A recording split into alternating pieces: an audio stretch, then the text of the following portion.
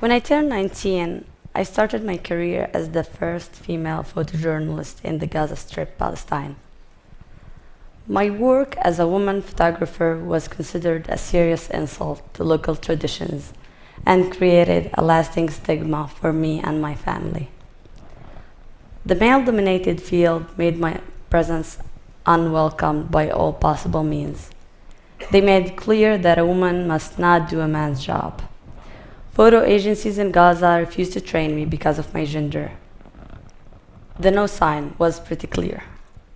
3 of my colleagues went as far as to drive me to an open airstrike area, where the explosion sounds were the only thing I could hear. Dust was flying in the air, and the ground was shaken like a swing beneath me. I only realized we weren't there to document the event when the 3 of them got back to the armored jeep and drove away waving and laughing, leaving me behind in the open airstrike zone.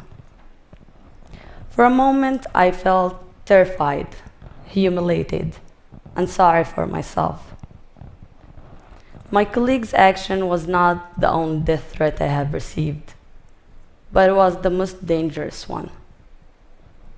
The perception of women's life in Gaza is passive. Until a recent time, a lot of women were not allowed to work or pursue education. At times of such doubled war, including both social restrictions on women and the Israeli-Palestinian conflict, women's dark and bright stories were fading away.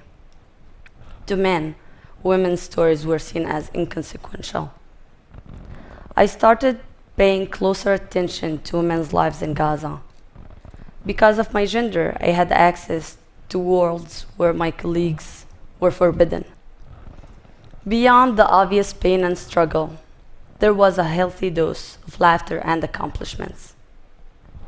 In front of a police compound in Gaza City, during the first war in Gaza, an Israeli air raid managed to destroy the compound and break my nose.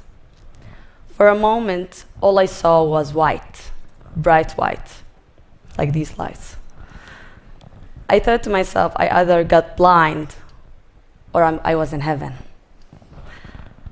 By the time I managed to open my eyes, I documented this moment. Mohammed Khadr, a Palestinian worker who spent 2 decades in Israel. As his retirement plan, he decided to build a 4-floor house. Only by the first field operation at his neighborhood, the house was flattened to the ground. Nothing was left but the pigeons he raised and a jacuzzi, a bathtub that he got from Tel Aviv. Mohammed got the bathtub on the top of the rubble and started giving his kids an every morning bubble bath. My work is not meant to hide the scars of war, but to show the full frame of unseen stories of Gazans. As a Palestinian female photographer, the journey of struggle, survivor, and everyday life has inspired me to overcome the community taboo and see a different side of war and its aftermath. I became a witness with a choice to run away or stand still. Thank you.